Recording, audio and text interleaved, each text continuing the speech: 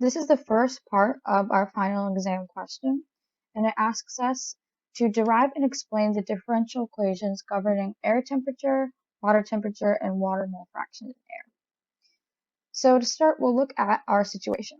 So this is a cooling tower. So what we have is at the bottom of our cooling tower, we have hot air entering the system. And what happens is we have water intended to cool this air sprayed from the top of the tower, and there's slates inside, diagonal slats, where the flowing water comes in contact with the counterflowing air. So as a result, we have air that exits our cooling tower now at a lower temperature than it started out with, also with a component of water. So to start, we can look at what this looks like with a control volume. So basically, we're taking a small portion of the system, looking at it in the terms of a unit, and seeing what's happening. So at this control volume of dz, we have air going in one side, like I had mentioned, water flowing into the control volume, and then air and water exiting at a lower temperature. So in order to get to our differential equations, water temperature, air temperature, and our humidity or water mole fraction, first we should start with our overall energy balance. So for this system, our overall energy equation, just generally, is related to our internal energy, our kinetic energy, and our potential energy. In our situation, we don't have potential or kinetic energy, and also we don't have any work on being done on our whole system here. So we don't have a change in pressure, as a question mentioned above, that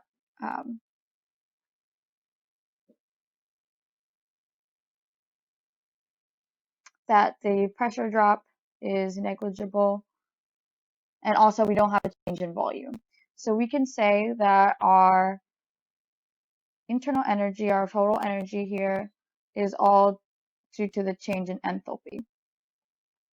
And of our system, we can say that our change in our enthalpy of our water will be equal to our change in enthalpy of our air. Now that we know our general situation here,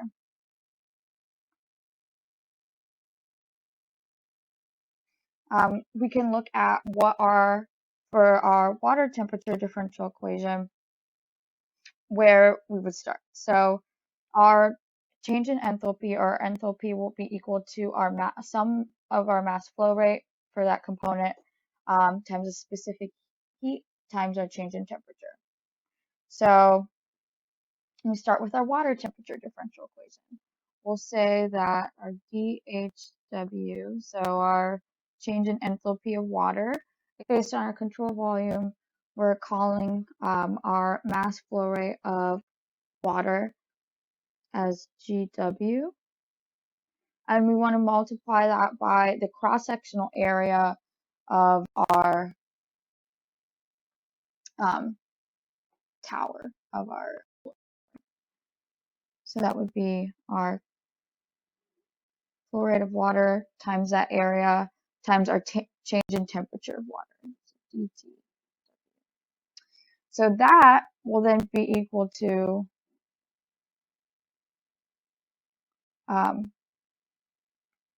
our situation where we have the change in the temperature of water, and we'll have the component of water vaporizing, so water turning into water vapor. So we have the water being added to the vapor phase. We can write that as our heat of vaporization times our mass transfer coefficient, and that would be, so that will be multiplied by our, so at our boundary here between our water and vapor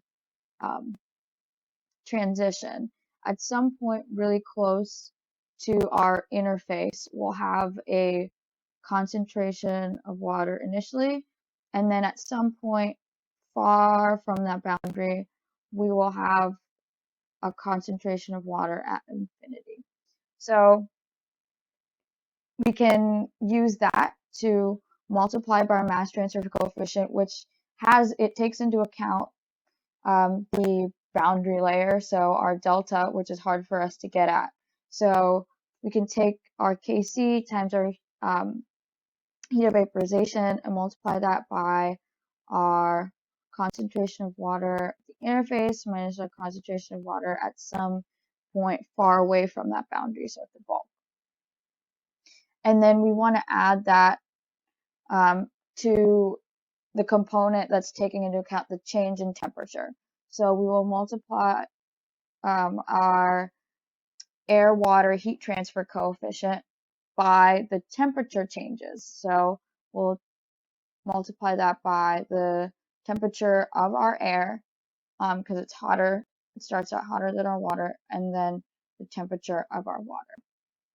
And we want to take this whole section and multiply this by our control volume. So we're taking into account the area of our slats, which is A, which is defined up here as the area of our slats, A, and our capital A is the area, cross-sectional area. So area of the slats times our cross-sectional area, big A, times our dz control volume.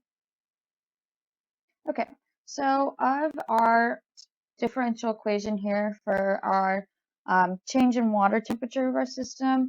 This Kc, this mass transfer coefficient, has this is included inside of it our delta, which is our boundary film thickness, which is difficult for us to get at. So what we can do to make this easier to get at and actually have a value for is we can look at our Lewis number that was provided to us, a Lewis number of 1.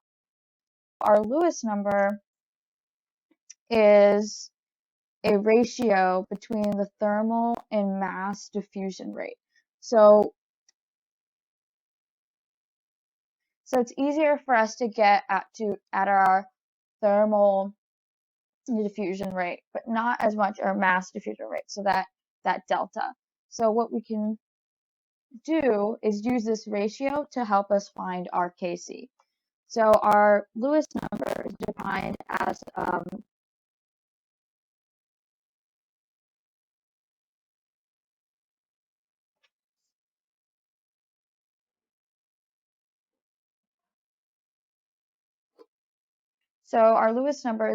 as our Schmidt number over our Prandtl number.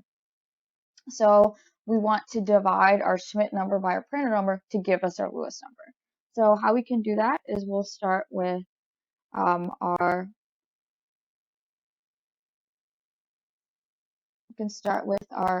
given equation here for our Nusselt number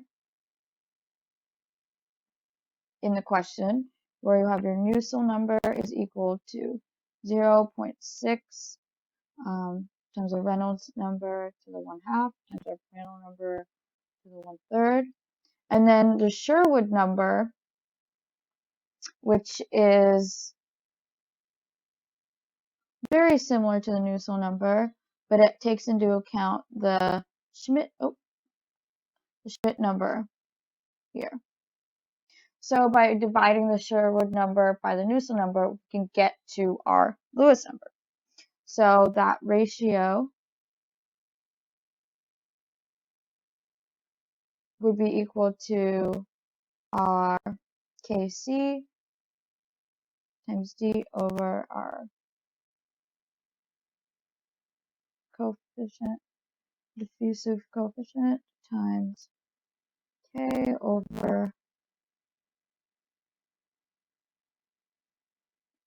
so here we have our d's cancel, and this is equal to our Lewis number to the 1/3, because we just divide our Schmidt by our Prandtl number, our Sherwood by our Nusselt number.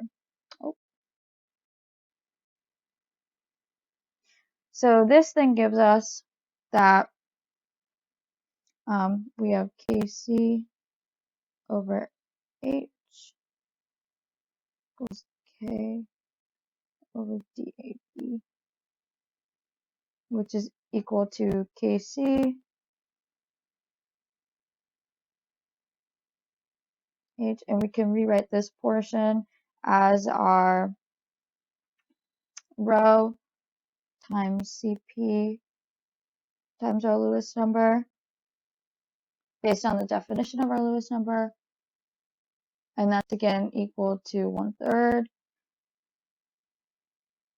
So we can write this out as Kc times rho Cp equal to Lewis number to the -2/3 times H. So from here, we've gotten to using the Lewis number, so that ratio of thermal and mass diffusion rate, we've gotten to our Kc value. So we could then plug that in for Kc. So that makes it much easier than having to experimentally determine a boundary layer thickness.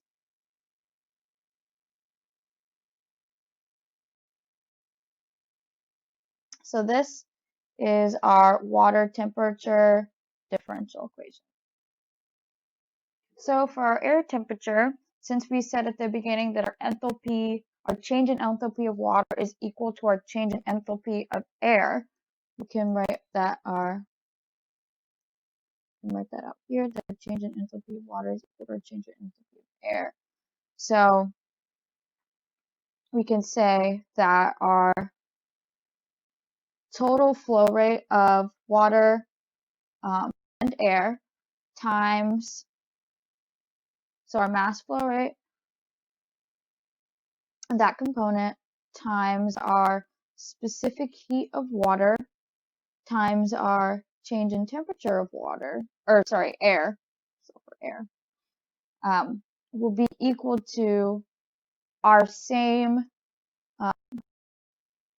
portion right side of the equation for our water temperature, because again we're saying that the change in enthalpy is equal. We can say that our GA CPA times DTA is equal to this same right side.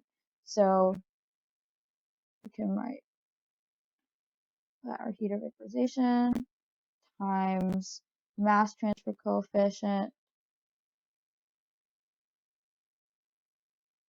of our concentrations of water in the boundaries, plus taking into account the change in temperatures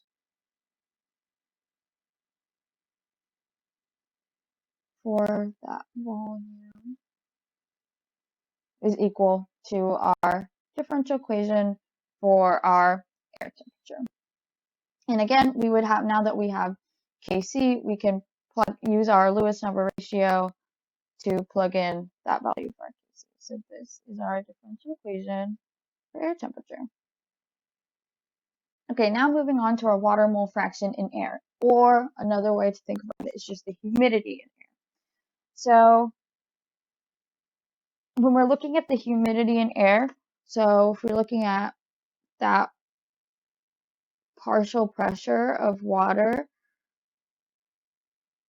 in the stream we're looking at, it would be our mole fraction of water times the total pressure. So if we look at our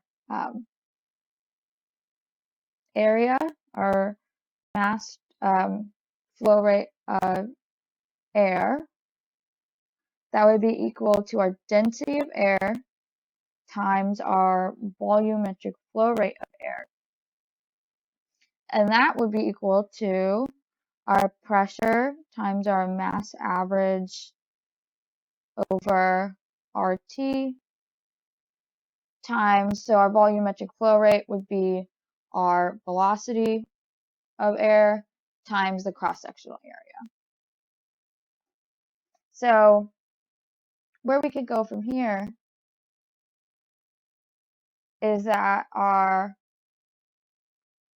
mass flow rate of air, of our air stream at the end, divided by our mass average of our components there. And the change in mole fraction, so the change in the humidity level of our water here, would be equal to our mass transfer coefficient times our concentration of water at that boundary, of that boundary film thickness of going from water to vaporized water,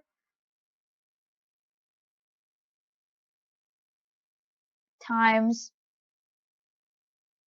that area of volume we're looking at. So our control volume. So this can be written as the pressure of water over RT, since these are our concentrations, and this would be the mole fraction of water times our pressure over RT. So this is applying what we talked about up here, where this is our concentration and this is like our fraction of water, a part of that total concentration. So our full differential equation here would be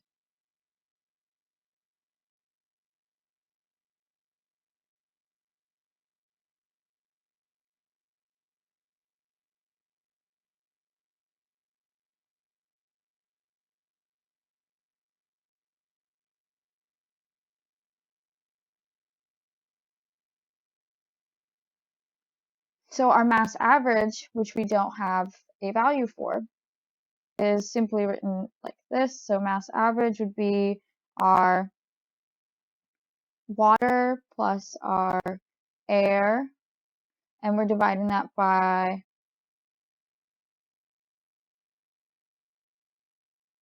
the molecular weight of our air and the molecular weight of our water.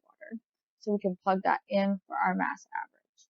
So this would be our differential equation for the water mole fraction of our system. And that's part 1 of our final exam question dealing with the cooling tower.